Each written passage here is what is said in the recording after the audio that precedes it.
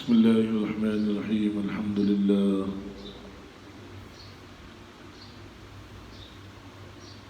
میرے بھائیو دوستو، حضرت ابو ہریرہ رضی اللہ عنہ روایت کرتے ہیں کہ رسول کریم صلی اللہ علیہ وسلم نے ارشاد فرمایا کہ کوئی گناہگار کو دیکھ کر، اس کی نعمتوں کو دیکھ کر اس پر رش نہ کرے۔ فرمایا ان قریب وہ جہنم میں کھولتی آگ میں ہوگا۔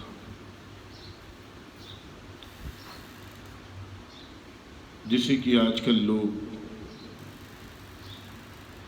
کسی کے پاس میں دنیا کی نعمت ہوتی ہے تو یہ سوچتے کہ دیکھو اس کے پاس میں کتنی بڑی نعمت ہے جو ہمارے پاس نہیں ہے۔ اسی کے اس میں فرمایا نبی پاک صلی اللہ علیہ وسلم نے کہ ان قریب میں اللہ پاک اسے کھولتی آگ میں ڈالے، کیونکہ اللہ کی نافرمانی کی۔ اللہ کی اتنی بڑی نعمت عطا فرمائی، جیسے کہ اس سے پہلے بھی ہم بتا چکے کہ ساری دنیا میں دنیا کے اندر اللہ کی نعمتیں ہر ایک پر ہوگی، اپنوں پر بھی غیروں پر بھی، سب اس نوازیں گے، اس نعمت پر نوازیں گے نعمت سے۔ لیکن آخرت میں فرما برداروں کو الگ، نافرمانوں کو الگ کر دیا جائے گا۔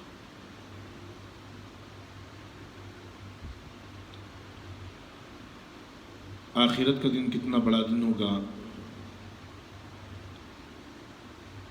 لوگ اپنی اپنی فکروں میں ڈوبے ہوں گے، نفسہ نفسی کا عالم ہوگا۔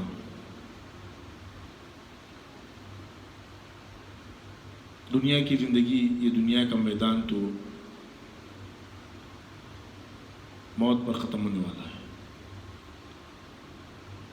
آدمی کے پاس میں کتنی بڑی نعمتیں کیوں جمع نہ ہو جانے دو، موت اس سے چھڑا کر اس کو لے کر جائے گی۔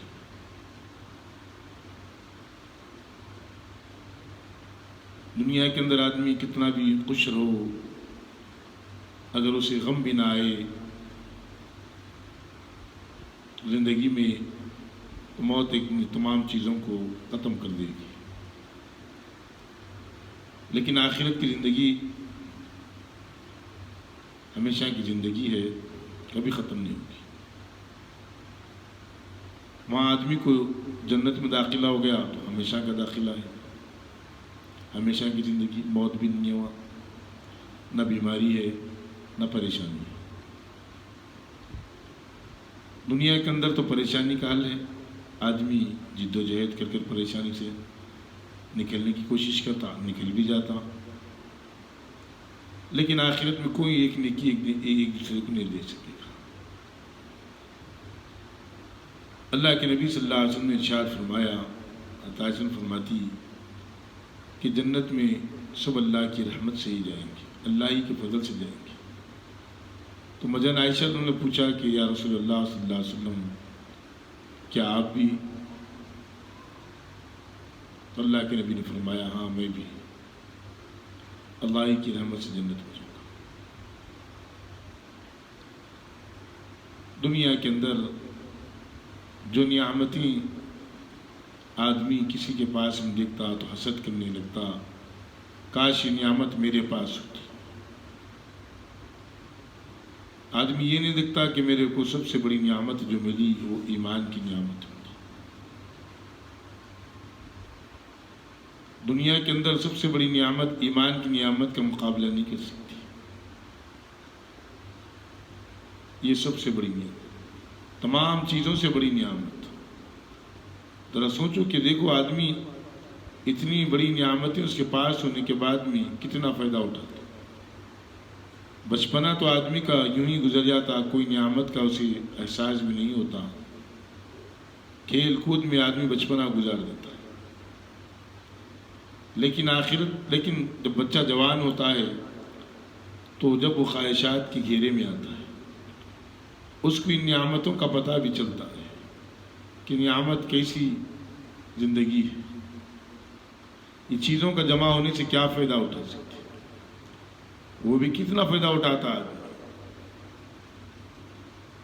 اچانک بیمار ہو گیا اور دنیا سے چلا گیا تو اس کی چیزیں پوری کی پوری دنیا میں رہ گئی، وہ دنیا سے بغیر فائدے اٹھائے کے چلا گیا۔ اسی لیے تمنا اور آرزو آخرت کی کرو کہ مرنے کے بعد میں پوری زندگی کا حساب دینا ہے۔ لکھنے والے فرشتے مقرر ہیں، وہ لکھتے رہتے ہیں، ایک ایک عمل کو لکھتی، ادنا ادنا عمل کو لکھتی، تمام عمل کو لکھ دیتے۔ جب آدمی مر جاتا ہے تو اس کے گلے میں اس عمل کو ڈال دیتے، گلے میں اس عمل کو ڈال دیتے۔ پھر جب قیامت میں اٹھا دیا جائے گا تو اس گلے سے اس کے اعمال نکل کر اس کو بتا دیا جائے گا، جس کے اعمال سیدھے ہاتھ میں دے دیے تو وہ کامیاب ہو گیا۔ ہر آدمی کو خوشی خوشی دکھاتے پھرے گا۔ اسی لیے ہر چیز کی قدر کرنا چاہیے۔ دنیا میں اللہ پاک غریبی دیا تو اس پر بھی راضی رہنا چاہیے، شکوے گلہ نہیں کرنا چاہیے۔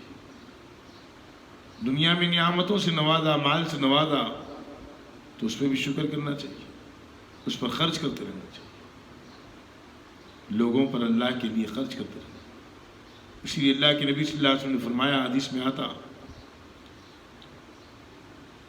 حسد کرنا اگر ہوتا تو دو شخصوں پر حسد کرنا جائز۔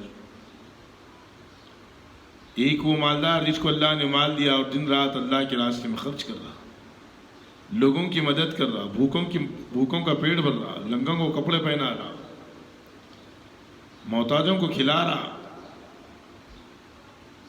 غریبوں کی مدد کر رہا۔ رہنے کو رہنا نہیں ہے لیکن رہنے کے لیے رہنے کا انتظام کر رہا، کھانے کو کھانا نہیں ہے کھانے کا انتظام کر رہا، پہننے کو صحیح کپڑے نہیں ہے پہننے کا انتظام کر رہا۔ فرمایا کہ قیامت میں اللہ پاک بھوکے کو بلا کر کہیں گے، دیکھ لے اس جہنم کے لین میں، جہنم میں جو جانے والے لوگ ہیں، اس میں سے کسی نے بھی ایک مرتبہ بھی میرے نام پر تجھے کھانا کھلایا، ایک نوالا بھی کھلایا ہوگا تو جہنم سے نکال کر اسے جنت کی لین ملا لے۔ لنگے کو بلایا جائے گا اور اللہ بولیں گے کسی نے بھی ایک مرتبہ بھی میرے لیے تیرے دن پر کپڑا ڈھانپا ہوگا، تجھ کو کپڑا دیا ہوگا پہننے کے لیے، اسے بھی نکال لے جہنم سے۔ اسی لیے فرمایا کہ مسکینوں کو کھانا کھلاؤ اور یتیموں کے ساتھ میں بھی اچھا پیش آؤ۔ حدیث میں آتا اللہ کے نبی صلی اللہ علیہ وسلم نے فرمایا، جو یتیم کی کفالت کرے گا، جو یتیم کی اچھی تربیت کرے گا، دنیا کے اندر اس کی مدد کرے، اس کی تربیت کرے، اس کی پڑھائی میں اس کا ساتھ دے، تو اللہ کے نبی نے فرمایا میرے ساتھ میں ایسا انگلی کر، دو انگلیوں میں درمیان بتایا کہ میں اس کی کفالت لیتا ہوں، جنت میں میرے ساتھ میں ہے۔ کتنی بڑی فضیلت اللہ رب العزت نے اس امت کو عطا فرمائی۔ اسی لیے کسی چیز کے پاس میں دیکھ کر کوئی آرزو نہیں کرنا چاہیے، رش نہیں کرنا چاہیے، کیونکہ نعمتیں دی تو آدمی ختم ہوگی یا نعمت ختم ہو جائے گی اس کے پاس۔ سب سے بڑی نعمت ایمان کی، صحت کی، ماں باپ کا ملنا، آدمی کا زمین پر تندرستی سے صحت مند ہو کر چلنا پھرنا، یہ سب سے بڑی نعمتوں کی نعمتیں عطا ہے اللہ نے عطا فرمائی۔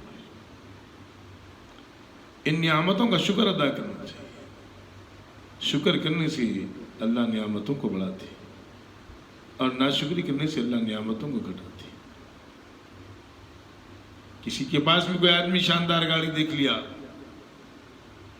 گناہگار کے پاس میں یہ سمجھا کہ کتنی شاندار گاڑی اس کو دی اللہ نے، کاش مجھے دیتا۔ تو میرے بھائیو، اللہ رب العزت سے ہمیشہ عافیت مانگتے رہنا چاہیے، دنیا اور آخرت کی عافیت مانگتے رہنا چاہیے۔ اللہ رب العزت عافیت بھی عطا فرماتی ہے۔ ہر چیز کی کرنے والی اللہ کی ذات ہے۔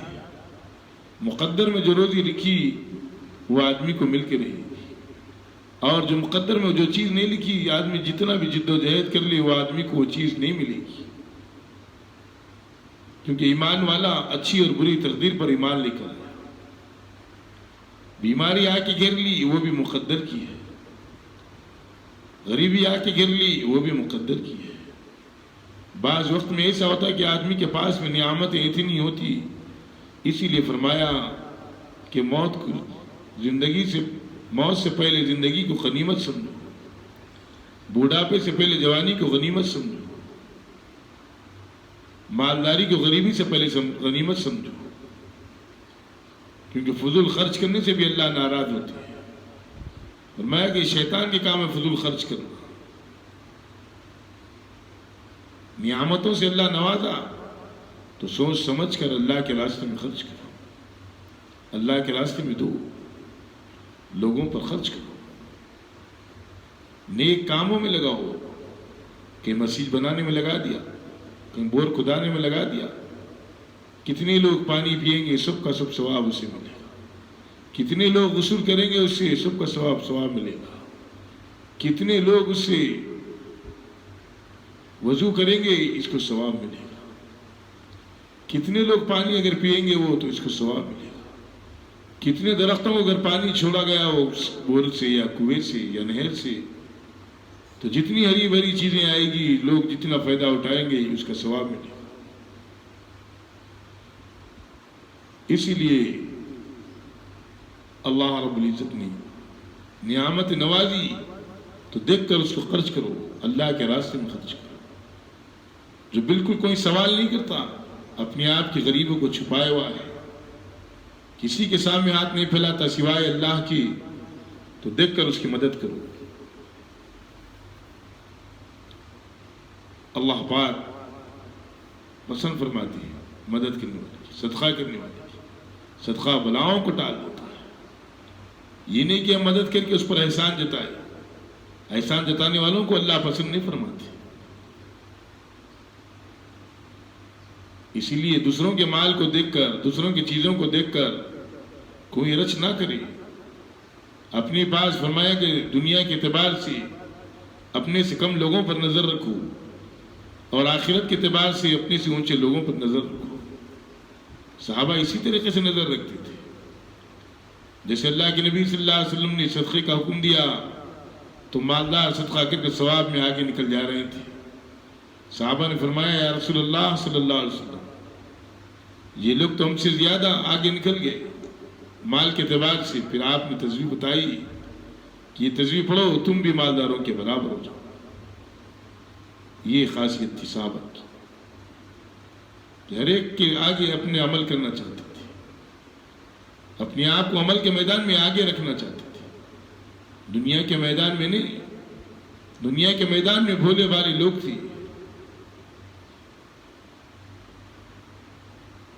دنیا کی حقیقت ان کے سامنے کچھ نہیں تھی۔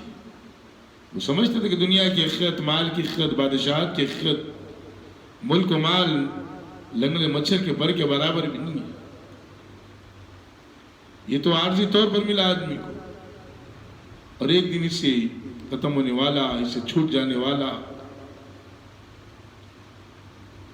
اصل مال تو، اصل کامیابی تو آخرت کی ہے، آخرت کی۔ کیسے صحابہ تھے، اپنے بچوں کو حلال کھلاتے تھے، حرام سے ہی بچاتے تھے۔ جیسے ایک صحابی کے بارے میں آتا، فجر کی نماز کو آتے اور سلام پھرتے فوراً اٹھ کر چلا جاتے۔ تو ابو بکر، اللہ کے نبی صلی اللہ علیہ وسلم نے دیکھا ابو بکر بھی تھی۔ دوسرے دن پھر آئے، فجر کی نماز پڑھی، پھر آپ چلے گئے، تو پھر دیکھا تیسرے دن غالباً پوچھا کہ تم روزانہ فجر کی نماز پڑھ کر چلے جاتے ہو؟ تو صحابی نے فرمایا اے اللہ کے نبی صلی اللہ علیہ وسلم، میرے پاس میں پڑوس میں ایک کھجور کا باغ ہے اور اس کھجور کے باغ سے کھجوریں گرتی ہے میری زمین کی طرف. میں یہ سوچتا ہوں کہ کہیں اگر میری تجھے دیر ہو جائے تو بچے بغیر اجازت اپنے منہ میں ڈال لے تو بچوں کے پیٹ میں حرام نوالا پڑ جائے گا.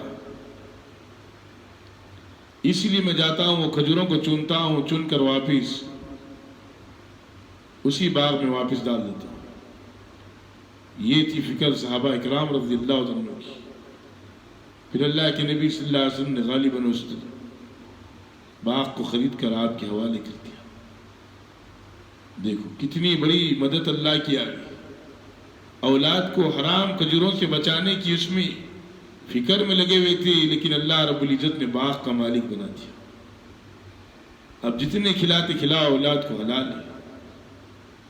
اس طریقے سے اگر آدمی حرام طریقے سے مال کو حاصل کرنا چاہ رہا, اگر مقدر کے اندر اس کے حلال طریقہ, اس کے مقدر کے اندر وہ مال ہے, تقدیر کے اندر اس کے مال ہے, تو وہ مال میرے بھائی اور دوستو اس کو مل کے رہے گا. حلال طریقے سے مل کے رہے گا. اسی لیے آدمی اپنے آپ کو مال کو حلال طریقے سے طلب کرنے کی کوشش کرے. کسی کے مال کو دیکھ کر نیت بھی خراب نہ کرے. کوئی امانت رکھا, امانت میں نیت خراب کر دیے تو آخرت میں اس کی سزا ملے گی. امانت میں خیانت کرنا نہیں ہے.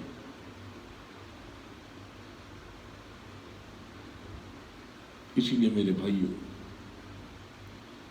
اللہ کے نبی صلی اللہ علیہ وسلم نے اس امت کو بہترین تربیت عطا فرمائی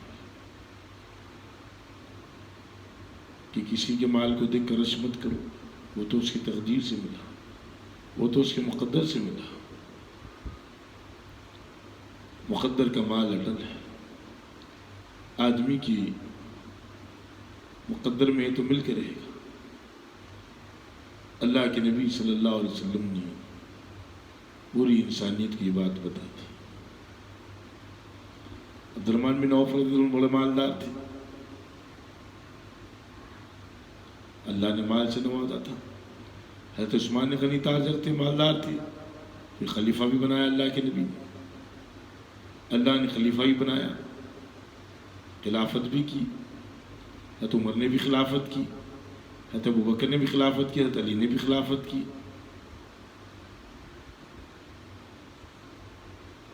اسی لیے میرے بھائیوں, کسی کے اوپر رش نہ کریں, کسی کے مال پر. وہ مقدر کی روزی اس کی ملے ہوئی ہے.